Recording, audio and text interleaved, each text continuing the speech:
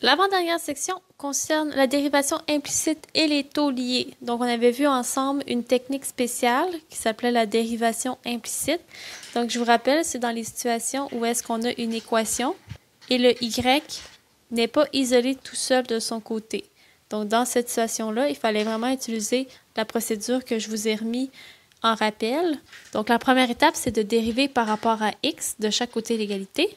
Et là, quand vous faites la dérivée, faites attention, rappelez-vous, il faut que les variables concordent. Donc ici, si j'ai sin de y et je veux la dériver en x, on doit utiliser la dérivation en chaîne. Donc pour dériver sin de y, il faut que je le fasse avec la variable y. Donc je vais le changer pour dy, sauf qu'on n'oublie pas qu'on doit se rajouter la petite chaîne dy dx. Un coup que vous avez fait votre dérivée, ben dans le fond, vous mettez les termes qui contiennent des dy dx ensemble, vous mettez en évidence des y dx et vous isolez votre terme qui correspond à la dérivée en faisant une division. L'exemple 10 vous demande c'est quoi la pente de la tangente. Oh, pente de tangente! Qu'est-ce que ça veut dire? On cherche la dérivée. Je pense que d'ici la fin de la session, je pensais pas avoir à le redire, mais je le redis une dernière fois. Donc, la pente de la tangente, c'est la dérivée. Donc, je cherche f'. Dans ce cas-ci, j'ai écrit dy dx parce que mon équation est implicite. Donc, première étape, on trouve la dérivée. Donc, on dérive de chaque côté. On dérive toujours par la variable indépendante qui est ici x. Comme j'ai une addition du côté droit, ben, je peux séparer en deux petites parties. Pour pouvoir dériver y carré et pour pouvoir dériver sin de y, je dois utiliser le théorème de la dérivation en chaîne. Ce n'est pas les bonnes variables, donc je dois faire simplement une petite modification pour y arriver. Bon, pour dériver y carré, il faut que je le dérive en y si je veux utiliser mes formules de dérivation. Mais comme je voulais la dériver au final en x, je dois rajouter ma chaîne dy dx. Ici, on n'oublie pas qu'il y a un petit fois. Même principe pour le deuxième terme, sin de y, si je veux le dériver, il faut que je dérive en y. Et je rajoute mon dy dx. On vérifie si on a les bonnes variables de dérivation. Oui, oui et oui. Alléluia. On peut utiliser nos formules de dérivation. Donc la dérivée de x, c'est 1. La dérivée de y carré, c'est 2y à la 1, donc 2y. On n'oublie pas notre dy dx. Et la dérivée de sin de y, c'est cos de y fois la dérivée de l'intérieur, donc la dérivée de y, c'est 1. Et on n'oublie pas notre dy dx. On cherche la pente de la tangente, donc on cherche la dérivée.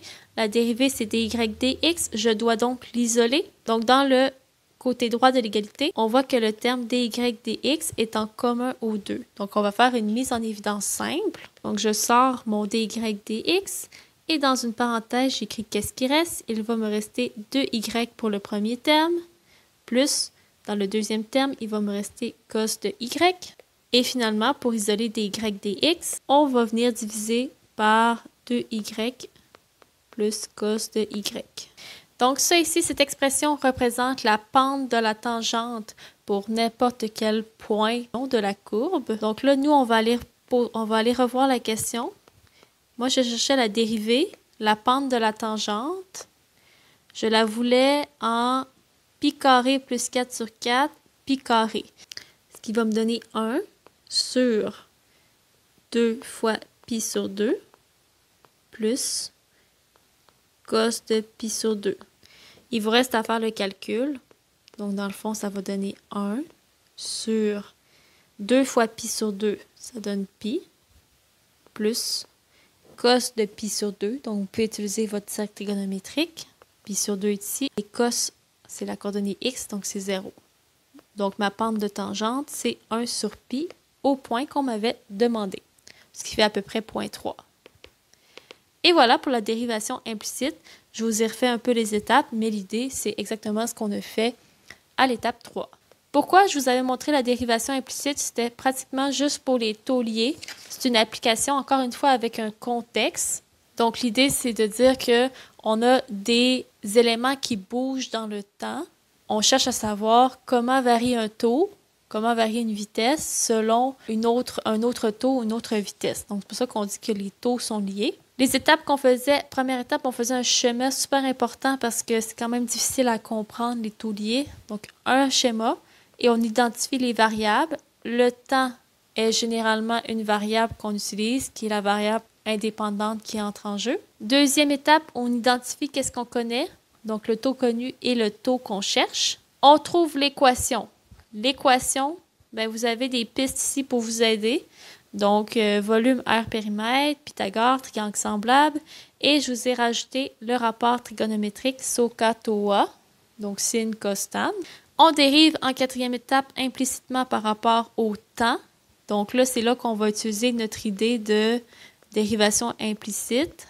Et finalement, on remplace, on isole le taux qu'on cherche, on remplace et on conclut avec une petite phrase. On va faire un exemple, donc l'exemple 11. On a un sauveteur qui regarde du haut de son observatoire de 4 mètres un nageur qui se rapproche du bord de la piscine perpendiculairement à l'observatoire à une vitesse constante de 10 mètres par minute.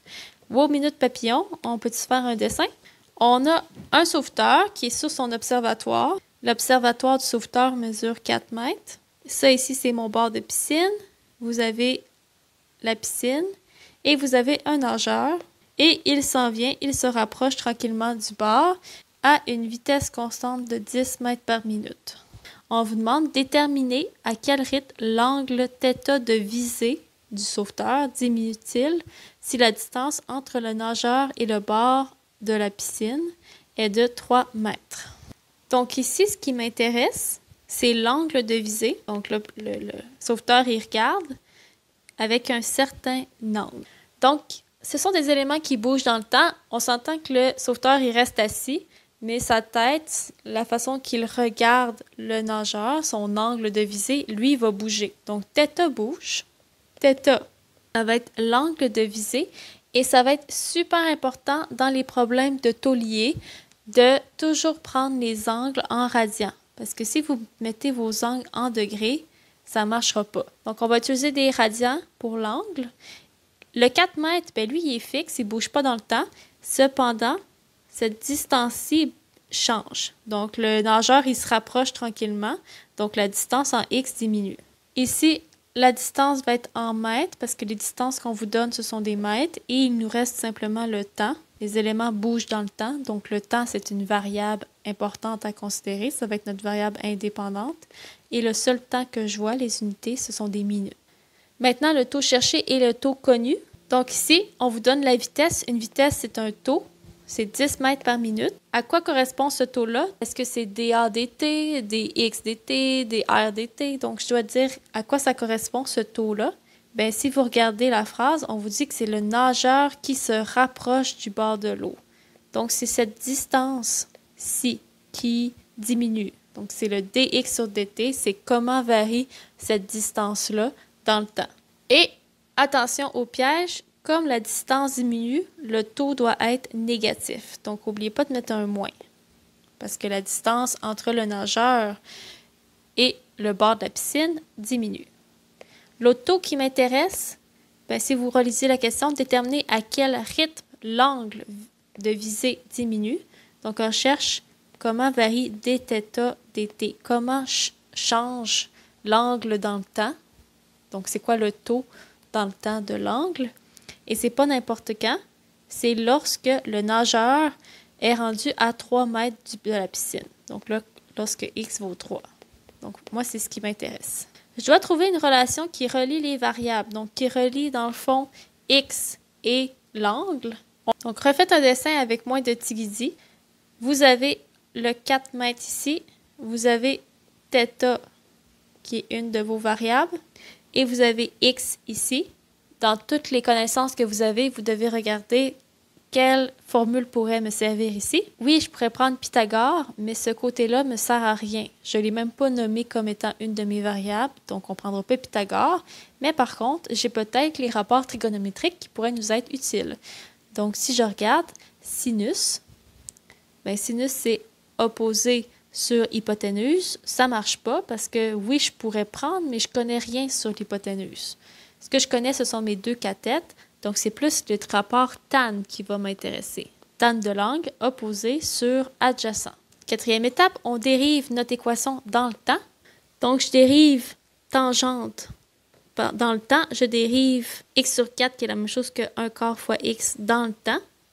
Donc, comme ce ne sont pas les bonnes variables, on doit utiliser la dérivation en chaîne. Tan de l'angle, je dois dériver selon un angle, mais il faut rajouter dθ dt pour que notre dérivation finale soit selon le temps. Même principe ici, pour dériver un quart de x, je dois dériver par rapport à x, mais je n'oublie pas mon petit dx dt pour dire que ma dérivée se termine par rapport au temps. On applique nos formules de dérivation, donc quand vous le faites, tangente, la dérivée, ça fait sécante carré. Et finalement, la dérivée de 1 quart de x, c'est 1 quart. On a presque terminé, on voit la lumière au bout du tunnel. Donc moi, ce qui m'intéresse, c'est le taux dθ dt. Donc c'est ça que je veux isoler. Donc pour l'isoler, premièrement, la première chose qu'on peut faire, c'est changer sec carré comme étant 1 sur cos carré. On aime beaucoup travailler avec les sines, les cos, mais avec sécante carré et tan et cotane, selon on les connaît un peu moins. Donc, comme j'ai 1 sur cos carré, le cos carré, on va l'envoyer de l'autre côté. Comme il est divisé en ce moment, quand vous allez l'envoyer de l'autre côté, il va devenir multiplié. C'est bon. Il me reste à aller chercher mon cas particulier. J'ai réussi à isoler dθ dt. Donc, pour aller chercher mon cas particulier, on va se le réécrire. Je cherche dθ dt. On va aller revoir c'est quand. Lorsque x vaut 3. Donc, je vais avoir 1 quart. Le dx dt, ça va être moins 10. On l'avait trouvé. C'était connu. Par contre, le cos carré, ben là, je ne peux pas venir changer de x par 3. Là, j'ai même pas de x, mais j'ai un angle qu'il faut que je vienne remplacer. Donc, dans ce cas-ci, je vais refaire ce que j'avais fait à l'étape 3. Faites un cas particulier. Vous refaites votre dessin, mais avec le cas particulier. J'avais un 4, j'avais un angle, et là, je vous demande, le cas particulier, c'est lorsque la distance est rendue à 3. Puis moi, ce que j'ai besoin de venir remplacer, c'est qu'il faut que je connaisse un angle dans ce cas particulier-là. Donc, on va aller chercher tan de θ, c'est opposé sur adjacent. Et si vous faites le calcul, donc si supposons vous faites arctan, l'inverse de tangente, bien vous allez pouvoir aller chercher votre angle. Donc l'angle ici, pour aller chercher arctangente, qui est comme l'inverse de tangente, bien vous allez sur votre calculatrice et vous avez une touche tan moins 1. Donc vous faites tan moins 1 de 3 quarts, donc de 3 divisé par 4. Et vous n'oubliez pas d'avoir votre calculatrice en radians. Si vous le faites, vous arrivez à environ 0,6435. Pour les radians, je sais que d'habitude, quand je fais une réponse environ, je garde à peu près une décimale. Mais pour les radians, si vous gardez juste une décimale, ça va vraiment faire changer votre réponse. Donc, pour être un peu plus précis, conservez 4 décimales pour les radians uniquement. Donc là, comme j'ai mon angle, pour la photo, pour le cas particulier, c'est ça que je vous disais, on prend une photo dans le temps. À ce moment-là, l'angle de visée, c'est 0,6435 rad. Bien, on va venir le mettre dans la formule. Donc, je vais mettre cos de 0,6435. Je vais le calculer, puis je vais le mettre au carré. Donc, on remplace. On vient remplacer l'angle par 0,6435. On fait cos de cet angle. Votre calculatrice est toujours en radian. Ensuite, on applique le au carré. Ensuite, on multiplie par moins 10 et on divise le tout par 4, ce qui donne à peu près moins 1,6. Pour mettre les unités, allez regarder c'est quoi votre taux. C'est un angle dans le temps. Donc, les unités, ça va être des rads, l'unité des angles, dans le temps, qui sont des minutes. Et c'est normal que ça soit négatif parce que le nageur se rapproche. Donc, l'angle ici de visée va diminuer de plus en plus. Il me reste à écrire une petite phrase d'interprétation. Donc, dans le contexte, on va dire tout simplement que l'angle de visée du sauveteur diminue. Ça signifie, parce qu'il y a un moins dans ma réponse, à un taux de 1,6 rad par minute, on écrit nos unités. Et c'est vraiment très important de spécifier c'est à quel moment ça arrive, mais ça arrive lorsque le nageur est rendu à 3 mètres du bord de la piscine. Donc là, c'est à votre moment particulier. Lorsque vous avez pris votre photo dans le temps, bien, c'était à ce moment-là que ça s'est passé. Donc pour les tauliers, c'est sensiblement la même chose, mais ça se peut que vous ayez des angles à gérer.